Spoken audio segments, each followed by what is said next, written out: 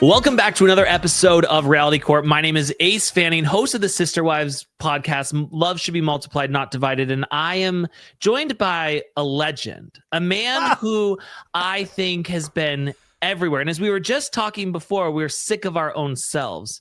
But I'm not sick of you. I'm not sick of you. Thank you. Guys, please welcome Ryan Bailey to the Reality Court courtroom of the podcast So Bad It's Good with Ryan Bailey. How are you doing today, sir? I'm good. A little frazzled because it's the holidays and my dad just got into town and then my mother-in-law's getting in today. But at the same time, you were like, do you want to talk about this? And I was like, hell yeah, I want to talk about this. Hell yeah. And by the way, also apologize to your wife. I really talked her ear off at that Margaret Joseph's party. No, she loves it. I think I really inundated her with a lot of information in a very short amount of time. No, not at all. I promise you. So today is our Thanksgiving episode, and there's so much to be thankful for. You know, like you have a beautiful lady by your side. Yeah. You've got a successful podcast. You've got a beautiful baby on the way. But I don't think any of those things really top your 10 seconds on Secret Lives of Mormon Wives. Like, I just don't think any of those can top it. You know, I will tell you, it's so great because it's on the 9th episode. So it's really interesting. People are finally getting to the 9th episode. And I've been, it really is like you see the power of the television medium is that like so many people are like, whoa, oh my God. And I remember at the time they mic'd me up. And so I knew there was going to be a chance that they were going to use a small clip of the interview. Yeah. But like I geek out about these things as long as I'm not a character on it. If I can be on a show doing what I actually do, that's okay. Like, I just don't want anybody then like, okay, now have a conversation about your baby. Like, no, I don't want anything about me. Oh God, that's beautiful. I'm glad that you're that way. I never shut up talking about myself. Well, when you talk about these shows so much, I feel like I get so confused about who I am. I'm like, man, I started off this just like you, just like a huge fan of these shows from day one of Orange County. Yeah. And I never in a million years thought I would be doing this, thought I would ever make $1 from it, never even tried to make $1 from it. So it is so weird that this has become such a huge part of my life, and I'm so thankful for it. But like to have like stress dreams about Vicki Gunvalson was never, or even like you get to talk about Sister Wives. I watch Sister Wives every week, and I never, I'll refer to Cody because I think he's excellent reality television. But like I take this stuff personally, and like I'll go to bed and it's like Q4, and I'm making projections, but it's about the next season of like who they're going to cast on OC. I sit there and I really go over it in my head. Oh man, it's sickness. See, I find so much joy in it. Like we turn on to go to bed at night. We turn on old Orange County episodes, and I fall asleep listening to women scream at each other, and I sleep great. I sleep wonderfully. Like I'm so happy inside, and that's why even BravoCon was interesting because you're so used to seeing these people on TV. Is that there's like a natural excitement to see them in person, but then there's like this dissociation where you're like, I'm just watching. This is like the weirdest VR headset that I have on right now. Right? Like I'm watching. I'm literally editing conversations in my head that I'm watching go down at BravoCon. And it's like you had a lot more of a backstage seat than I did. You were everywhere. I feel like you were doing interviews, you were talking, you were doing all this good stuff. Like, did it almost feel like just going behind the scenes at Disneyland or something? In the sense that it wasn't as exciting as... No, not as it wasn't as exciting, but it was just like, I would be backstage somewhere and it was like, I see these housewives going by and they don't have their heels on and they're in their slippers and it felt, the best way I've heard it explained is like, it felt very transactional with like them and their fans. And it was like, take a picture. Okay. And then I'm like walking, take a picture, and I'm just like, oh, like I don't know. Like instead of having a picture with someone, I'd rather have a 2-minute conversation with them about anything. Oh, totally. In fact, I actually talked about this on the show the other day, was that I even forgot to take photos most of the time. Or, you see really good like TikTokers documenting their experience. I didn't do any of that because I would try to remind myself, like, be in the moment, stay here. And I got to do like some fun interviews and stuff. And I was just really appreciative of that aspect where my mind wasn't working on like, oh, how is this content? You know, Right. and I think that is just like how the sausage is made, you know, with behind the scenes. It's the same thing with what we do. You know, it's like unfortunately, you're always thinking about what you have to put out or how that's something that I really have I struggle with because it's really not fun. Like I want to put out something because I want to put it out, Right. not because I'm forced to put it out. But I have now learned to kind of start loving more of those transactional moments of seeing not just how the sausage is made, but the reality behind the reality. And sometimes it lines up completely where you're like, oh, that's totally in that. Like, this doesn't surprise me at all. Lisa Barlow is Lisa Barlow. Exactly. There's almost a comfort in that is that, oh, they're not putting on a character. This is who they are for better or worse. And for me, that is comforting. Like Vicki Gunvalson, like, like her or Shannon Bedore, like, like it is great. She's really like that when you talk to her. And for me, there is comfort because I think the further you get into this, the more you're trying to prove that these shows are fake. Mm-hmm. Listen, here's the thing. I will not allow myself to believe that Housewives is ever scripted, planned, or anything. I believe these are who these people are at their core. They're never putting it on. Like Brittany Bateman is Brittany Bateman. You think that like, oh, that's not, but it's like, that's her. She's Brittany Bateman, but I also want to argue that there is an element of Brittany that is very aware of how she is received and almost using that to her advantage in some ways. Is that like last week Salt Lake, they threw a high body count hair party for her just because like her chair was jostled. Like, you know, she said it was the most traumatic experience she's ever dealt with in her life. If I truly believe that, that's insane. Like we watched her have a very heart-to-heart conversation with her daughter. Like if that is, if that didn't rock her. That didn't rock her. That didn't rock her. The chair thing. And I do think there's an element of her almost not in on the joke because I believe she's fully that way, but I do believe she sees that it's good for business, if that makes sense. Yeah. No, I completely agree with everything that you're saying. It's funny with Brittany Bateman because we had her on the show and I did not like her before that. I enjoyed her as a character, but not like as a human being. And then we had her on and I was like, wait, I actually really, really love you. And so then getting to meet her in person, it was so fun, but it is like, I felt like that, like it just, I don't know. It literally feels like going behind the scenes at Disneyland. And like, you see like Mickey has his head off and he's like smoking a cigarette and you just see people like in their, like, I used to work at this acting studio that was down the street from the Hollywood Walk of Fame, like right where Groman's Man's Chinese. And I would go to the Baja Fresh there on lunch and you would see all the ladies that were dressed up like Minnie Mouse with their hats off, eating a burrito. And that was always a real moment of like just the magic that you thought of as a kid. And the reality behind that magic is just some lady on her lunch break, you know, just like eating a burrito, kind of not wanting to get back out there. And the other thing to your point is that when you do have conversations with these people, you're reminded there's a reason why they're on TV. There's a natural charm. Even the villains of reality television are so naturally charming that you almost second guess your snap decision in watching a 43-minute episode. You're like, well, maybe they got it wrong. This person seems really nice. But don't you hate? I hate that. I do hate that. I just want to hate you. I want it to be easy to hate you. Yes, Bravo. Just tell me, like at the end of Orange County, this is like, just tell me who's right and who's wrong. I don't want to make this decision myself. Like, imagine you go to BravoCon and Lisa Barlow is like, "Oh my God, tell me about yourself. Like, I really want to know you and like talk about you and talk about all the things that you really love." Ayers. And it's like Sister Wives. Wouldn't that be awful?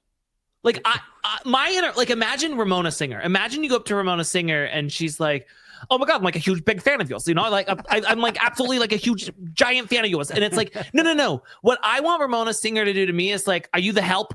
Come, I want you to get my bag for me." That's what I want Ramona Singer to be. I have a friend that like really humiliated, like Ramona really humiliated them. Yeah. And I was just like, and they were actually really hurt by it. But for me, I was like, what an experience. Like how you got the Ramona special. Like you saw Ramona. Like the only thing better is if she had like pooed on you because towards the later seasons, she would poop everywhere. Like those are the things that I find they're hard to go through, but then you feel like you lived through something and you were part of an experience. Yes. And sometimes I'll get into conversations with Bravo celebrities where you're almost like 10 seconds in, you're like, I got already what I need. I don't need to even continue this, you know? Yeah. No, I don't want. It is funny though, like, and I heard somebody else say this on a podcast, and they were like, BravoCon, like, you see these Bravo celebrities, and it's like they're glam that they've been with for 10 years. Like, they almost look at them like, I don't know who you are. Like they're not like connecting with anybody. Like, it's like they focus on them and their world. And so I don't know. It was so much fun, but it was also I just want to be a fangirl in there, you know? Did you go to the media room? You know what? No, I stayed away from the media room. I found out I could have gone. I didn't even go to the VIP area until the second day because I was. But by the way, like at the end, like I'm a fan. Like even like listeners of my show, they're like, "Oh, I want to meet you," and I was like, "I want to meet you. I want to meet." Like, are you kidding me? Like that. This was used to be my dream, is just being around a bunch of people and we like the same things, and you get into a conversation with somebody really quickly, and you know, it's like almost a year of friendship can happen in 5 minutes about talking about Countess Luann's hat, you know? Oh my God. Yeah. It's the media room was where it really took me by surprise and murdered my soul, because in my head, I'm like, oh, we're all just like, oh, here's something funny. I thought of an idea. Let me just put it on my Instagram. No. These people are at laptops and they're like editing their reels and they're just like, I'm like, what? We get on laptops to do this? I thought we just like screenshot shit, screen record, and just call it a day, you know? Didn't realize how hard people were working. Oh yeah. I mean, people are like, it's like the Washington Post or something. Like, this is Watergate all of a sudden of what's going down at BravoCon, and everybody's trying to get their story out quickly and find some sentence that they can make into a story that can actually get picked up by even bigger press than the press they represent. Exactly. And it's a little disheartening, but it is what it is. Listen, but that's not what we're here to talk about, because that's a little bit sad. We're here to talk about the things that we're grateful for. You know, like I said, you're grateful for all these good things in your life, but I think at the top of that pyramid is definitely Secret Lives of Mormon Wives. Did they tell you like what episode you were in, or did you have to quickly like go through and look for yourself? No. You know what's so funny with that kind of stuff? They don't like, I knew I was going to be in it because I had to sign a final contract. Okay. And I was like, oh, so it made the final cut. Like, I knew that they had mic'd me up, that they were there for like 45 minutes during the interview. And, you know, I was mic'd up. So I knew that, but I was also like, oh, this is going to be some, like, they're going to put me in like a clip of like 30 other podcasts. And then they made me sign another contract, and I was like, oh, it looks good. And then I still had to then end up asking for the screeners. They weren't like, let me take care of you, right? Like they weren't thinking about me at all past the point of me signing that contract. Right. And that's like, hey, I totally get it. But I was really excited. And then I think it was Amy Archer, Little Miss Podcast, had gotten to episode 9. I didn't know any episode, nor did I inquire about it. And she was like, you're on episode 9. So I was like, oh, great. And then me and Rebecca, we didn't rush to episode 9. We watched everything up to that moment, because there's still something that I find really douche. Like, I don't want to watch myself. Like, there's something inherently, like, I get really nervous about that stuff. And then what I did love about it, this wasn't what they made it out to be, but in my head, it was like Taylor, Frankie, Paul, and Whitney, they go to Jimmy Kimmel, you know, like they go to the big show, and then the rest of them go to So Bad It's Good, you know? Which, by the way, this is not how it's positioned, but in my mind, I was like, yeah, that's of course. The See, but that's the thing is, like, if it's me, number one, I'm immediately like, I'm literally going through the show, fast forwarding just to find myself. And then when I find myself, I don't like it. I just need to rip it apart. I need to like hate myself before anyone else can hate me. And then it's like, okay, I've already said all the mean things to myself. Now whatever people say is fine, you know? Yeah, no, I mean, like that, it was funny. I will say, I was almost, once it got to that point, I had already hated on myself so much that once I watched it, I was like, not nearly as bad as what my mind had done already. So I was pleasantly surprised. Like, it wasn't enough for me to like hate on it in that moment. So like, I thought, I was like, this is great. And then it came out like right BravoCon weekend. And so I was like, man, I am living the life, man. Hell yeah. I'm here at a convention. I'm on a reality series that I actually like and watch. Like, I was like, this is, I was like, oh, God's going to strike me down because I'm being too happy right now, you know? I think your happiness, though, is how you got through the weekend, because you did not stop. That was a lot. That's what I was saying. If I could do it all over again, everything was great, except I legitimately got, I think, about 3 hours of sleep a night.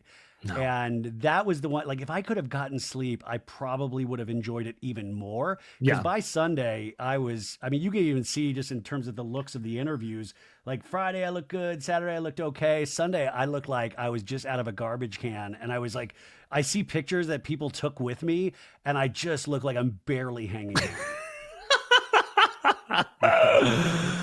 So today we're going to recap 7. Each of us is going to give our 7 most favorite moments in Housewives history. The things that we believe have brought us to this place we are today. These are our Mayflower. These are our Sacagawea. I don't even know if Sacagawea is involved in Thanksgiving, but it sounds right. Let's go. Yeah. Are you good at history? This is what gets us finally canceled. The Sacagawea comment. Are you good with history? No, not. I mean, I'm okay, good. Good. Housewives history. Like, well, same. Yeah. You know, if they had taught that in school, I would have really also, I'm good at like Beatles. Like, I'm good with like music, but like pop culture. Not the actual, actual history. No, I don't know any of it. So, okay, I'm going to go first. Now, my first one that I want to share is actually not just a single moment in a Real Housewives history, but instead an entire arc.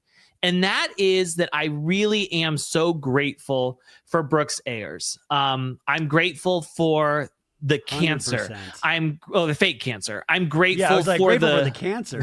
I'm grateful for the fake cancer. I'm grateful for the Girth Brooks. You know, I'm thankful for the emotional abuse. Like, he really was just such a gift to the Housewives world, and I thank him for his service. I remember all the cards he would leave Vicki in the morning where it was filling up her love tank. And there are all these little details. And it's like, that's why these shows work, is when they can get detail oriented, or even with the Girth Brooks. Like, those are the things you can hang your hat on at the end of the day. And, or your boner. Or your boner. And like, what I loved is that usually the show will suss out. Like, they'll suss it out. Even if Vicki couldn't suss out what kind of guy Brooks was, the show will suss it out. And what I keep speculating about is Vicki getting offered back her orange. You know, it's like, she's all happy now, but wait till they contact Brooks and, like, on the 20th anniversary of Orange County, find a way to bring him back for an episode. Like, are you going to love it then? Because they will bring back your past. And Brooks, I think, still has so many unanswered questions in terms of the fan base that I would love. Hey, if we're going to celebrate 20th anniversary, let's get dirty. I would love to get an update on Brooks. My theory for season 20 of Orange County is it's going to be like the series finale of Seinfeld, where every single character who's ever existed shows up in the episodes somewhere.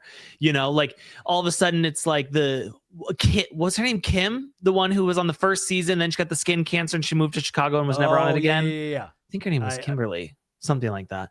But it's just like, I want to see everybody who's ever. I want to see Lynn Curtin. I want to see how her what are the bracelets she was making, cuffs. How those were. The cuffs. Yeah.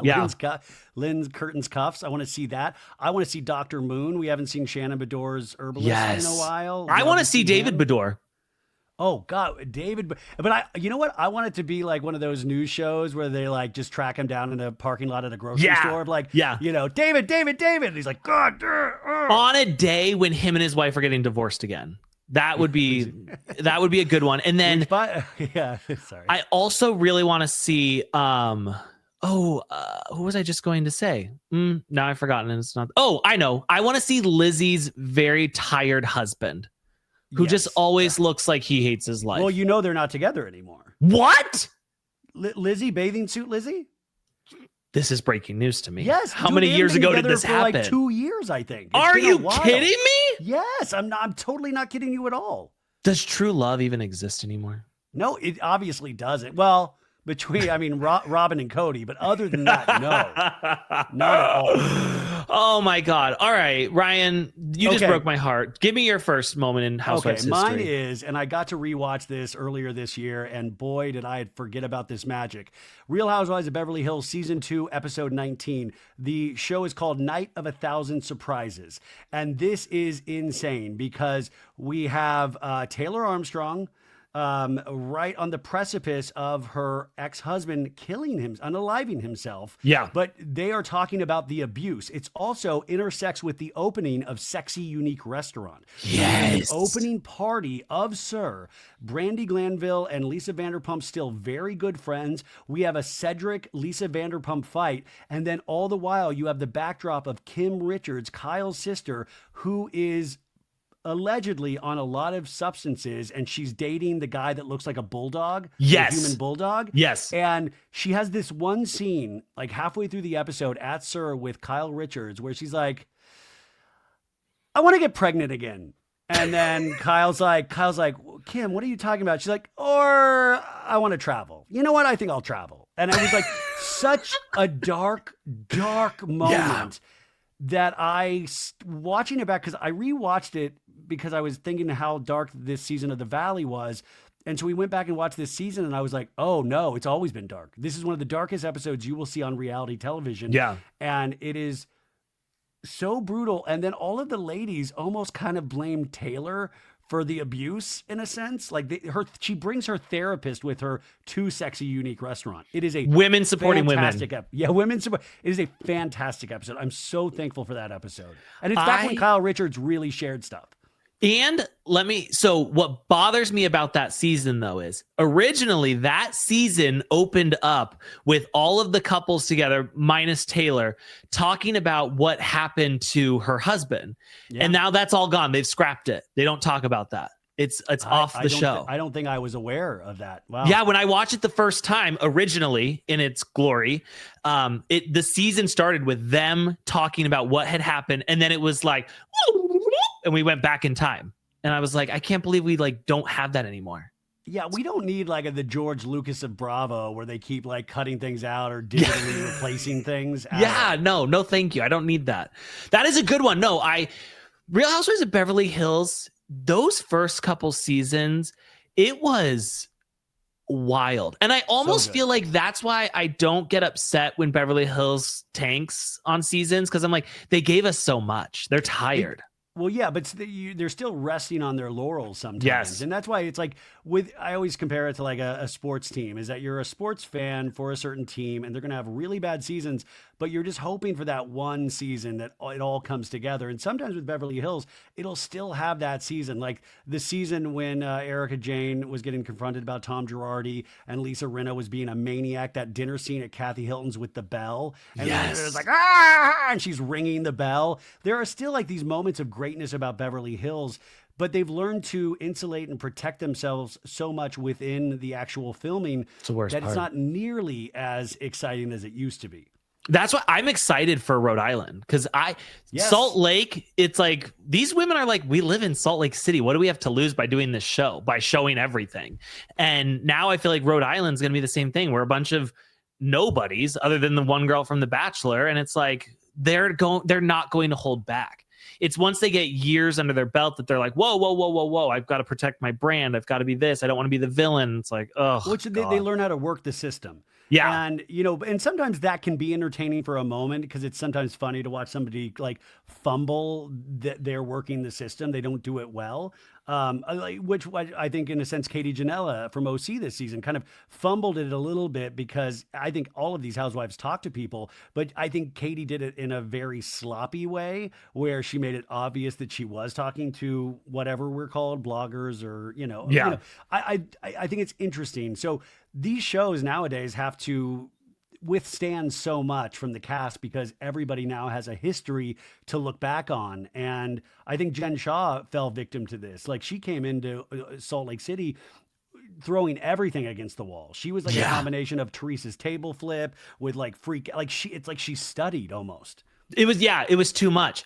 Now I'm going to correct you very quickly, because I am a Katie Janela apologist. I am her attorney. I am her lover. I find her one of the most charming people out there, but I think she was sloppy as hell.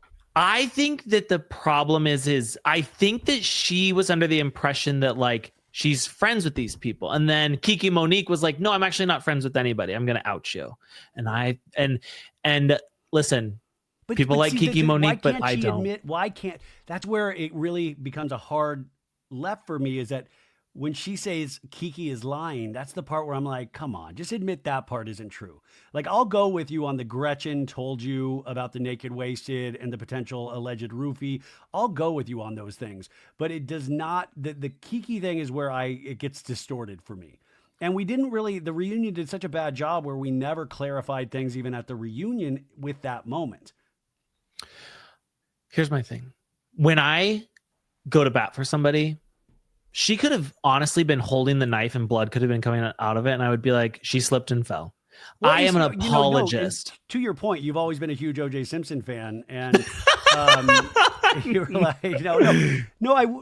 I understand that, and I'm the same way. But what I say is that, like, man, Kate, yeah, I love Katie. Put her back on. Like, everybody else is lying about things. Like, I can go down the line, but it is interesting when all of them stay strong on a certain character. You know, it's like a little bit like the Salem witch trials, but in the sense, you're like, there also is information that the audience is not privy to. So I'm more fascinated with how they cast this next season of OC than I will be with this entire past season of OC. Yeah. I can't wait to find out. I'm very excited to see how it goes. Okay. All active housewives right now, like ones who are, I'm not talking someone who's been off the show for 20 years, but like, who is your I will die for this person housewife, and who is your like get them out of the housewives world as fast as possible? I never in a million, oh God, this is going to make me look so bad. I never in a million years thought I would say this, but right now I'm very protective over Mary Cosby.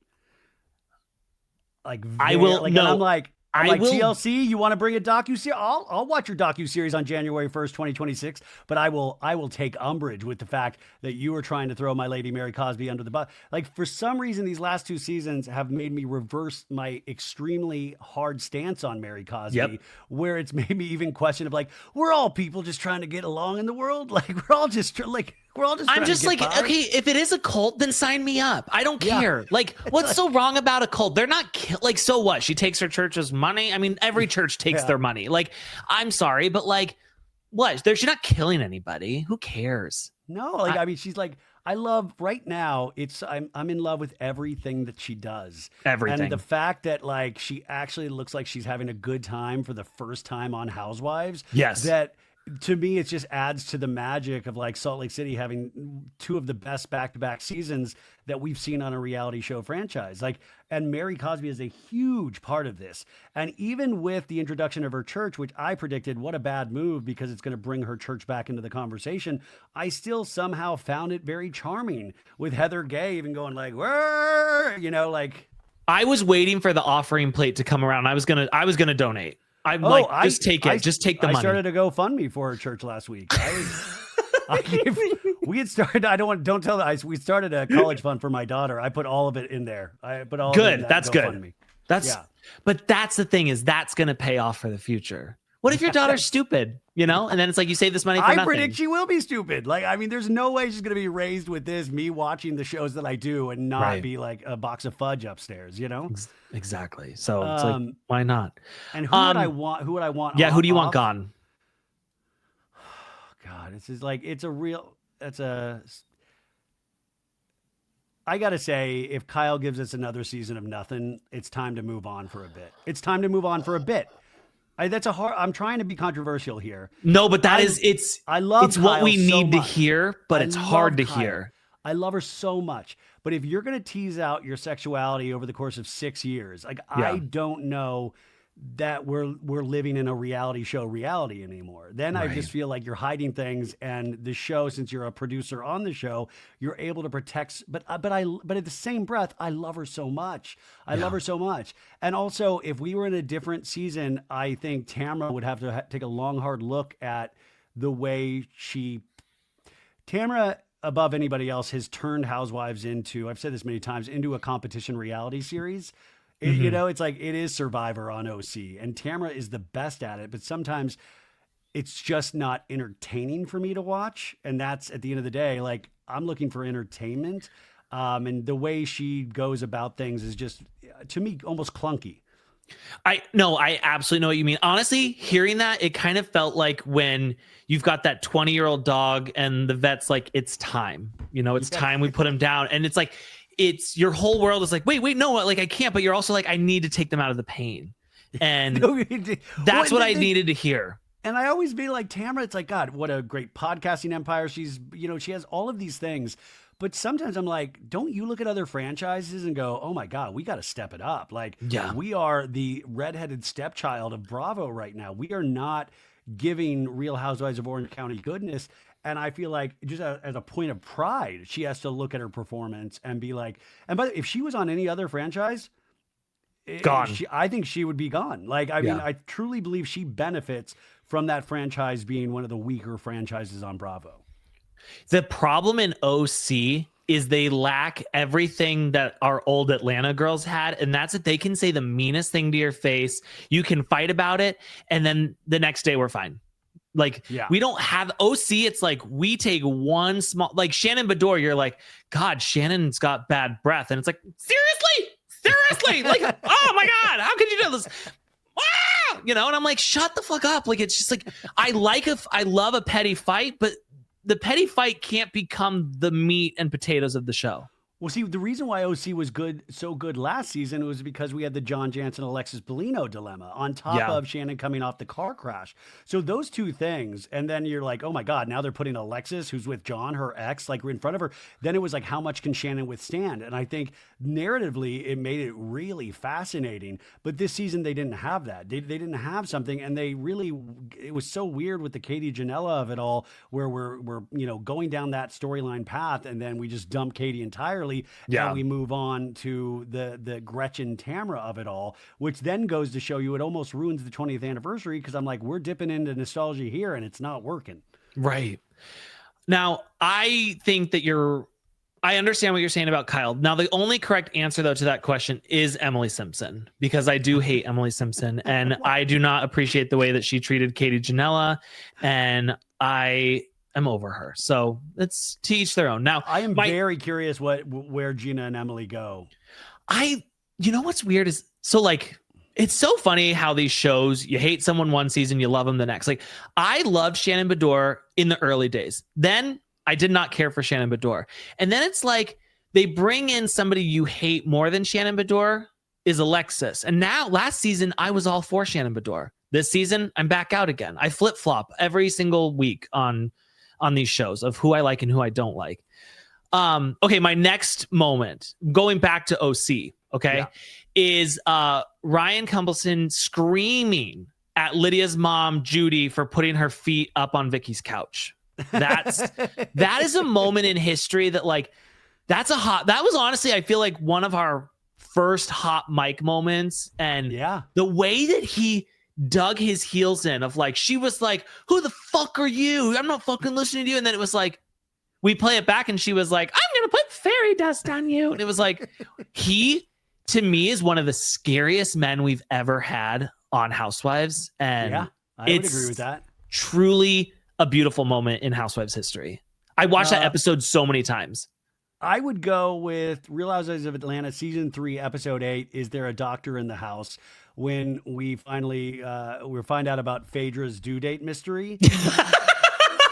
Because Phaedra travels to Augusta to have her baby induced. And then like Kim and Cynthia question Dwight, which I love Dwight, about Phaedra's mysterious due date. And the fact that, they're all piecing this together about Phaedra's due. I mean, because this lasted for like 3 episodes, but that was like the culmination was, is there a doctor in the house? And I thought that was just magnificent television.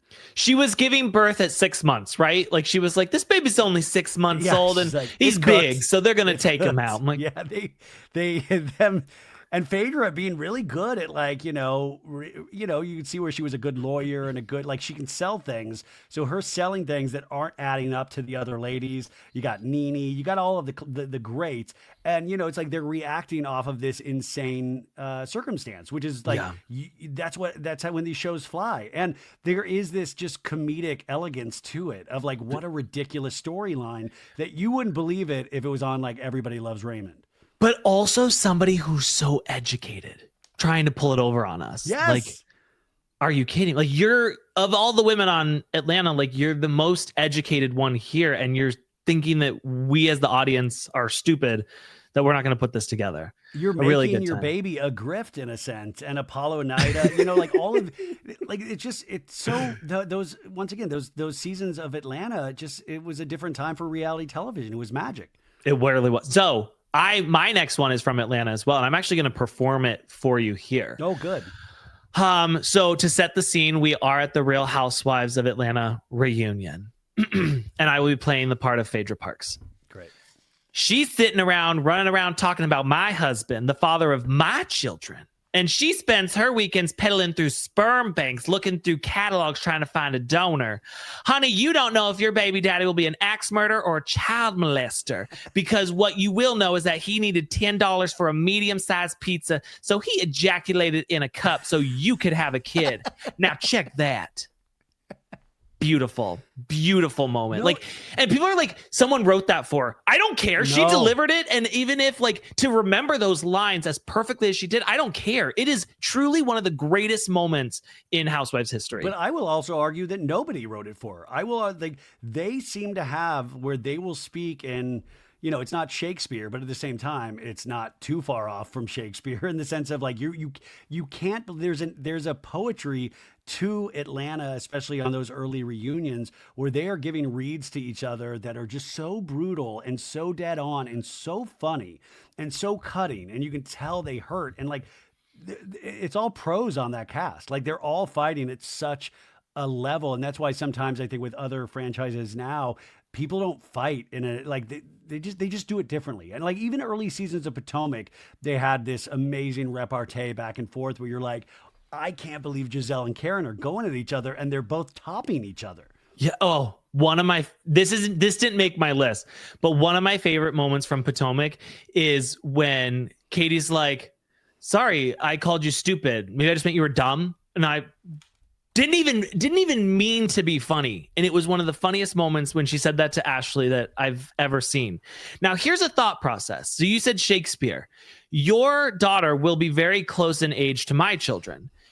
Can you imagine one day, let's say they join theater and they're running lines together and they're like, okay, for this scene, I'm going to be Taylor Armstrong and you're going to be Camille. And then like, imagine your daughter sitting there and she's just like, if you can't be my friend, then please don't be my enemy. And like, that's like, honestly, it's like, who cares about Shakespeare when we have stuff like this? You know, by the way, if my kid ever did do that, I think that will be like, I would be so proud, because I think that's what it is. Like they always say parenthood, you get to relive your own childhood. And I think my own childhood, reality TV wasn't around in the way it is now. And so I will, you know, like I always wonder if I was a kid, how these shows would have polluted or what it would have done to me. Like what it would have, you know, would I have been blown away? How would it have shaped my adult life more than it already has? So I would love that. Oh my God. Yeah, it'd be great. All right, your next one, okay, Mr. Bailey. I'm going to go back to Beverly Hills, and I know I've already done one, but Real Housewives of Beverly Hills Season 5, Episode 16, titled Amsterdam. And this is obviously the infamous Amsterdam fight, which is so, I mean, if you're talking about a scene, what a great scene, but it all, you know, obviously leads up to Lisa Rinna breaking the glass. And I would argue that breaking the glass really shifted Housewives into a different, like a different, it's like that movie Boogie Nights when they hit the year 1980, right? You know, it's like 1979 and they're at the New Year's party with Mark Wahlberg and everybody, like everything's craziness. And then 1980, the 80s hit. And for me, that glass break by Lisa Rinna, you know, you want to talk about the husband with Kim Richards, that really, I think, jettisoned Housewives into a whole different arena. And I'm not saying it was the best arena, but it was all of a sudden of like, did Lisa Rinna, the lady from like Lifetime movies, just break a glass? And like, what did Kim Richards mean about the husband? Like Harry Hamlin, he likes to go on solo camping trips. What is going on with Harry Hamlin? And you had Elaine Davidson, who was on a soap opera thinking, this is too much. You had Lisa Vanderpump there. You had the Hadid. Brandy was there. Brandy, Yolanda. Yeah. I mean, and Kyle, who was only there for a little bit because she ran. Kyle started running, but Kim giving it to Lisa, just like, you want to talk about this? To me, that was so real in my mind. And there's so many rumors about what the husband thing was. I've heard so many different stories. Even Lisa Rinna will say, oh, it's about this. Or Kathy Griffin recently said, oh, it was about something with the dog. Like there's all these rumors about that moment could be. A dog. I just thought it was like he hooks up with men from time to time. I mean, which is like, it's Hollywood. Thing, right? Who cares? That would be the obvious answer. See, my favorite part of that is when Eileen goes in and she's like, and Kim yells at her and she's like, shut your mouth, you beast. Beast. Yeah. beast. I was just like, God, like you can't write this stuff. You really can't. Okay, if you're gonna double dip on Beverly Hills, then I'm gonna double dip on Atlanta, because there was a star born, and people don't always realize that when Kim Zolciak came on to Housewives, she said she was 32. Now, I don't know how that works, but she really was a star in her own right. And there is a scene where Kim Zolciak is sitting in her Bentley paid for by Big Papa. She's smoking her cig. She's got a wine glass. She's singing along to some music for Sheree, and just like, oh, whoa, whoa, whoa, you know, and Sheree is like, really nice voice. She's got a really nice voice. No, she's got a really nice voice. And I'm just like, the fuck? Like that. And in my memory, I had to go back and watch it because I was like, was she in a handicap parking spot? She wasn't, unfortunately. But in my head, she was. No, but in my head, like, it would be so believable if she was. It would have just been it would have been a cherry on top of the sundae that Bronwyn's husband would have ate. Like, it would be such a beautiful moment. And you know, it's like that. I would love to just commit that to memory that it was in a handicap. But I guess maybe that would be too much. But yeah, fantastic moment. I will go with RHONY season 1, and I would have. Listen, I go back and forth because I was like, oh, do Scary Island. That's like a trio of amazing episodes, obvious. Right. But I just rewatched season 1 of RHONY, and I'll go much simpler, is that all of the ladies at the time, so Ramona, Jill, Luann, Bethany even, they go to the Hamptons. And the only, the two that don't are Alex and Simon. Yes. Alex McCord and Simon Van Campen, they go to what beach resort? But it's the off season of this beach resort, so it's cheaper. Yes. And there is a shopping scene where Simon takes her. He's like, "We love shopping. You know, we get it. It's very erotic. It's very." And the whole store is. I'm trying to remember. The whole store is like all white, right? Like everything in it is white. Okay, yeah. And she's trying on all of these things. He's like, "Oh, sexy. Yes, show the back. Yes." And it just shows, like, what I've been. On a rewatch, I've been so impressed of, like, there really is somebody out there for everybody. Like, I might think their love is disgusting and all of that stuff, but at the same time, there's beauty in it because they both get the same kick out of each other. And she's like trying on clothes for him, and she's like, "Can I buy more?" He's like, "Of course you can. You look amazing." And there's a little bit of showing off for the camera, and they're just funny because they're intercutting with the Hampton scenes of people that actually do have like money that they can spend with people that are on off season on this resort. It's like just a wonderful scene. I always think about the scene when she was like, if I'm going to do this modeling thing, it's for serious business. I'm like, Alex, nobody wants you as a model. I'm sorry, but like, it's not what you think. They truly are some of those, like, and that's what also really upsets me about the girls' trip to Morocco, because we had Alex McCord. It was her reintroduction. Like, I want to catch up with her as well. Yeah. Like, and because, you know, these shows do things to people, you know, it changes people. And we saw even Simon got really lost in the sauce by the time he was doing the I Am Real song in the red leather pants. Like, this guy was writing Bravo blogs against the Housewives. There, you know, by season 2, episode 1, it became a different ballgame because they were the toast of the town. Like, it was very interesting. And even another great season 1 moment is that they're in the New York Society pages, and there's a shot of Alex McCord's back. You know, just her back, not her front. And he's like, "Well, it's still in the papers. It's amazing." She's like, it's always nice to be mentioned. Like, they got off on it so much. Wow. That's back when we could like Bethany. That was the good days. I'm so glad to hear you say that. Like, watching season 1, because I used to be the biggest Bethany fan. I watched all the spinoffs. I loved her to death. And we really do turn into what we make fun of. You know, it's like she used to make fun of these people, and she was the everyman or the every woman on these shows. She was our entrance point. Like somebody like we rooted for. We saw her with the skinny girl cocktails in grocery stores where nobody was coming to meet her. Like, we saw her driving around in that VW Bug, you know? Yes. I mean, like, and to see what she is, like, she's very successful. Like, she's obviously, but it's just, if you knew her back then, I think you'd be hard to reconcile who she is now. Yeah. The scene where Bethany is in the cab with Luann or whatever, and she's like, "This is my friend Lou." And she's like, "Usually they would introduce me as Countess." Countess. Like, oh my God, she's awful. I love that moment. Okay. And like Lou, And wait, so sorry, Luann. I'm so impressed. Like, she really has the biggest change in terms of like what she was at the beginning of the show to what she is now. Oh, Like, yeah. she's out there staying up all night. She is a rock star. Like, from where she started, she went out with her niece to a rock show in like Brooklyn or something on season 1, and she was like, "Oh my god, I can't believe I'm at a rock show." Like, there's only 30 people there, and you can see what a kick she gets out of it. She's like, "Oh my god, I have kids, but I mean, this is great." And now what she does that every night. Oh God, I don't know how her and Sonia do it. They don't stop. But I worry for I mean, that's how I spend my time. I waste my time worrying about these people. I always think one day a housewife is going to pass and we will all mourn. And I've never lit a candle before for a death, but I would light a candle on that day. Oh yeah, no, I mean that's a dark thing I talk about all the time. Of like, man, when Ken Todd passes, I'm going to be a wreck. I'm going to be inconsolable. And think about how many of the housewives there are, how many Bravo celebrities there are. Like, we're going to have to feel the pain of not only our friends and family passing, but these characters that we grew up watching. Like, that's a happy Thanksgiving, everybody.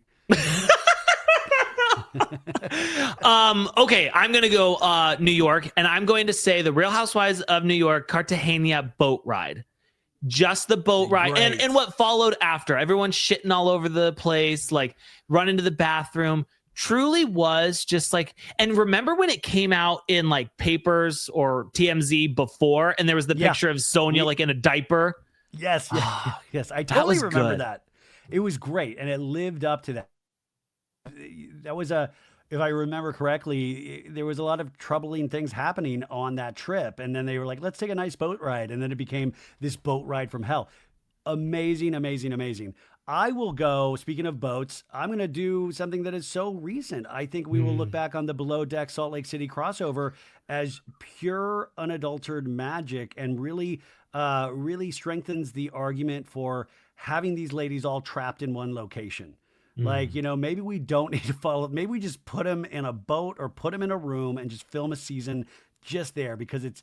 But I will say the end of the. Was it the end of the first episode or the end of the second episode? I think it was the first, where Heather came at Lisa, and Lisa the first one, John, and chases her down to the thing with the water, which was a beautiful shot, very Avatar. And Heather is kissing her ass and then standing up for herself, and Brittany goes to hug Lisa, and she's like, I don't want to be touched right now. I don't want to be touched. And and then Angie K and Mary, they're in their room because Angie K can't start throwing up. It's really this amazingly delicious. I hate when I say delicious, but this amazing moment at the end where I thought, this is classic Housewives to me. So it reminded incredible. me of classic Housewives. I love it so incredibly much. When I was a kid growing up, Disney Channel would do these crossovers. So we'd get like That's So Sweet Life of Zach and Cody. Yeah. Or no, That's So Sweet Life of Hannah Montana. And it was like the three shows would come together and they would end up in each other's episodes. And it was Hannah Montana went to go stay. It was the most beautiful television at the time. And now that I'm adult, I'm glad that I now have that, because bringing the shows together like this, and like to watch it from Below Deck's version is like perfect. I'm excited. I went in not knowing how this was going to take, and then it just like, how brilliant of a business move, because I believe their season premieres in March, or if I'm not mistaken, and it's going to be the first episodes of the season. And I'm like, how brilliant. Like, it gets people on board that iteration of Below Deck. Like, it'll get a new audience for Below Deck. It'll get all the people that are like, I don't really watch Below Deck. They'll have to watch Below Deck. It's brilliant from every angle. Now, I don't think it would work for everybody. Like, I was like, oh, could we bring the OC ladies to like Top Chef? Like, I don't think it would be as entertaining. You have to have the right cast. And the Salt Lake City girls, by some weird alchemy, they are the right cast that you can throw them in those situations right now. It's not always going to be like this. I'm telling you, a year or two from now, it will not be like this on Salt Lake. But right now, you're just like, you could put them anywhere and they will make good television. I think you could take the OC ladies over to TLC and you could put them on What Not to Wear. because those women have some of the worst outfits I've ever seen. Well, that's what I mean. That if we could like just open up the reality show borders, yes, like, I'll fucking throw them on Sister Wives. Like let them really. I don't care about. Let's do the real wife swap. I don't like let's do like who cares about wife swap Housewives edition? Let's do Cody Brown wife swap. Did you hate the wife swap Housewives edition? No, I didn't mind it because. Did you watch Real Housewives though, or Real Wife Swap? I did. See, listen, it's not comparable, obviously. Right. But there is some. But I guess my one complaint is, okay, we have training wheels on. Let's throw them at Mary Cosby. Let's throw them at let's throw them at Erica Jane's little shitty pool house she lives in. Let's wife swap with some real people that you don't know how it. Let's risk it all. Let's throw them with Sonia. Let's throw them with, let's get crazy. Like this was almost sweet and really heartwarming. Let's get less heartwarming with it. Let's get dangerous. Thank you. Because that's what made Wife Swap so beautiful is these people hated each other. They'd scream at each other. They'd point their fingers at each other. Jen Shaw is desperate to get back on television in December. Yeah. Let's throw her a wife swap. Let's swap right as soon as she gets out of prison. Even if she does have to go to the halfway house, bring cameras there, you know? Exactly. Yeah. Take Jen out of the halfway house. I'm a huge I want Jen Shaw in Love After Lockup. Like, don't let her on Bravo yet. Go through Love at make it like the farm minor leagues, you know? Yeah. I'm down for that too. Now, a show idea that I've always had, and I pitch it anytime someone new is in front of me. So if you take it, I will kill you. But yeah, I want to get some of the women together, like Ramona. Like, think of the housewives that are the most awful. So like Ramona, Lisa Barlow, Heather Dubrow, like all those people. And what I want to do is I want them to think they're going on an ultimate girls trip.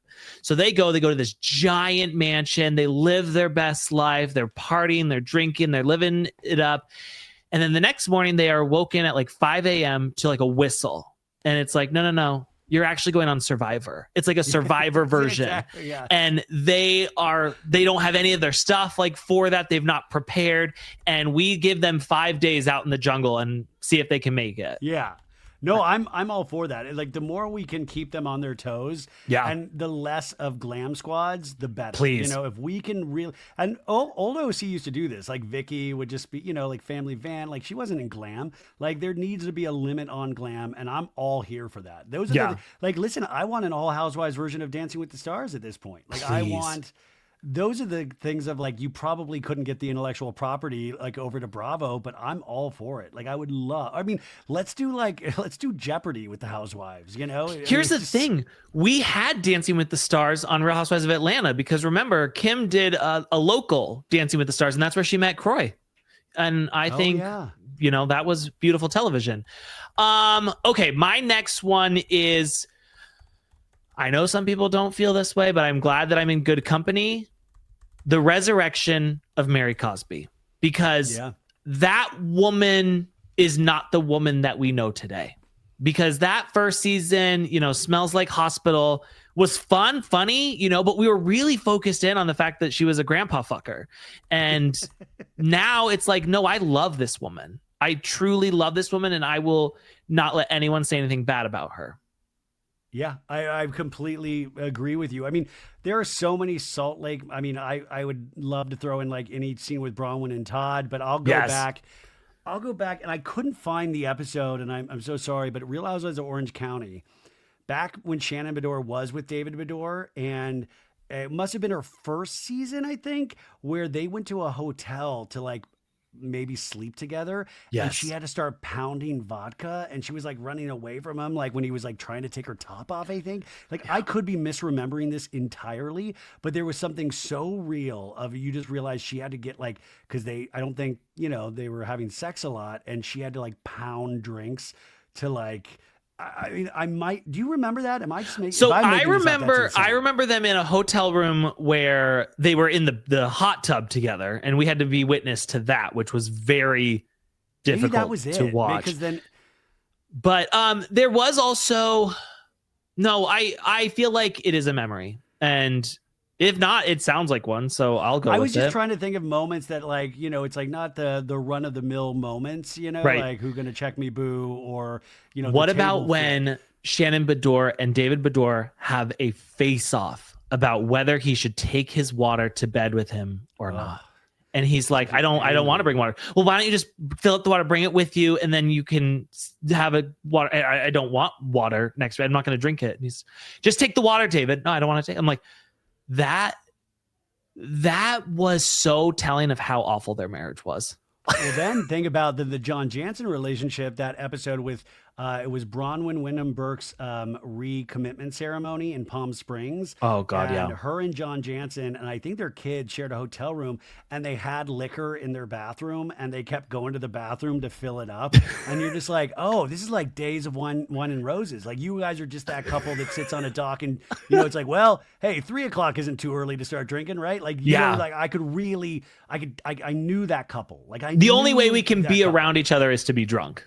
Yeah, like, and I knew that there was like a comfort in that for both of them, of like, well, let's just let it slide a little bit more, and let's get on our boat. We can take our cocktails on the boat, Okay, so my final one, and it's not, sometimes I like to end with a bang. This is one that I really do appreciate, but it's not my number one on my list of 7. And that is the boat ride I love boats, apparently, on Real Housewives of Miami, when Kiki and Lisa get in a fight about throwing food for the dog. And at that same time, Gertie's throwing up because she started cancer treatments. Julia sees these baby dolls hanging and has like PTSD from what happened to her son. And it's all happening simultaneously. And I remember watching that episode, and I went back to watch the whole thing over again several times because I was just like, I feel good here. Like, this, to me, this is Christmas. This feels like a warm hug. This is, it's like you can watch those videos of soldiers coming home and surprising their kid at school, or you can watch this and it's like, I feel more for this than I do that. And those are beautiful, but this is something next level. I'll go Miami season 5, episode 4, Hot Mic in Miami, when I think the reboot or whatever we call it really started to take off, was Lenny's hot mic moment of like, hey, I'm going to get divorced, like that. But it also led to that amazing scene on the girls trip where Lisa tells all the ladies, and all of the ladies come together of like, no, everybody bonds together over this one moment, which is what Housewives should be. All of these ladies put aside their petty differences and just been like, they've all been there. And Alexia's reaction is like, Marisol's like, I knew it. Of course I knew it. They're all doing their own thing. And to me, that's when everything came together for the reboot. Like, you're like, oh, they got their own thing going over here on Miami. And all it takes are those kind of Scandival level events. God, it really, guys, Housewives has given us so much over the years. And so much. As you're with your family today, enjoying your Thanksgiving supper, I hope that you break a glass at the table. I hope that you tell someone. 1 sec. I gotta, I'm very excited for this. This is a bit I like to do every Thanksgiving. You'll probably see me post this. If anything gets awkward around the table, if you're talking politics, if you're talking to this, what I found really gets everything going together is you take your copy of Cop Without a Badge. And you just throw it. You throw it on the table. 19 times, you prostitution whore! Prostitution whore! Oh. That always is such a great Thanksgiving memory for me, and I think for you as well. It's really worth to buy the hardcover of this. Yes. So, unfortunately for me, I am, I'm a first generation reality TV. So nobody in my family watches reality TV. They don't understand any of my references. They don't get, like, if I were to stand up at the table and be like, prostitution, what? I wish that I was in a family where they would be like 19 times, but unfortunately they'd be like, what the fuck is wrong with you? Like, why are you always like again? This? Yeah. And it's sad. So as everyone sits around their Thanksgiving table today, I say, just, be thankful for our real families. And that's the Bravo family, because the people that you're related to, whatever, like, you didn't get to pick them, but we get to pick our housewives. And that's what makes it beautiful. Franchises, the people you support, and that is unique to you. And I don't you get to buy from their awful businesses, 1 wick, 3 wick, doesn't matter. I always feel bad for the businesses that actually take off and like how jealous the other housewives are, Yeah. So I'm still, and by the way, this show might be the place to do it. If anybody can get their hands on a Ramona Pinot Grigio bottle unopened, I am looking to add that to my wine collection so bad. So that would be good. Help me out. Yeah. Oh, turtle time, baby. Wow. Ryan, Thank you so much for spending Thanksgiving with me, for coming here today and, blessing all of us with your beautiful takes and going down memory lane and just remembering what it is that we love about Housewives. How often does It's So Bad It's Good with Ryan Bailey come out? I think we're like 4 to 5 days a week. So you said you would come on for a Salt Lake City episode. So Absolutely. that is in the works. I wrote to you because I was like, so what we do on our podcast, the one with me and my wife, and like here, it's like, it's mixed in with other shows. But I'm like, I need an episode where I can just talk Salt Lake City, like the entire beginning to end and really dissect it. Mine are like gargantuan episodes because I'll go line by line like a maniac. Yeah. And people either really love it or really hate it. But like for some reason like that, I really painted myself into a corner like 6 years ago with this. Yeah. And, but like it is like I'm so used to it. But it would be great to have you on, especially for that, because it is so much more fun to recap with a person. And like I'll be at like 2 a.m. talking to myself, and I'm just like, what have I done with my life? Honestly, though, you're exactly where you're supposed to be. Yeah, exactly. Yeah, exactly. Yeah. Ariana was supposed to play Glinda, and you were supposed to be So Bad It's Good with Ryan Bailey. I'm grateful for the work you do. I had a nickel every time I heard that specific reference. Yeah. You're welcome. You're welcome. Thank you. Thank you guys so much for being here. Go leave us a 5-star review. Write nothing negative about us ever, please. And as always, I just want to put some thank yous out there. Thank you, Pat. Thank you, Hurrdat. Thank you, Ryan, for joining us today. Thank you, Anna, who is still out of the country. And thank you, Beyonce. But as always, thank you, Adriana, for being such a young, youthful housewife. And I'm so grateful that you're not crazy and that you really have your wits about you. And you did not feel the need to milk Haitian mortician like some people may have, but not you. You're definitely different. You're Thank perfect. you. Thank you, Adriana. Thank you guys so much for being here. We will see all of you again next week. Goodbye. Bye.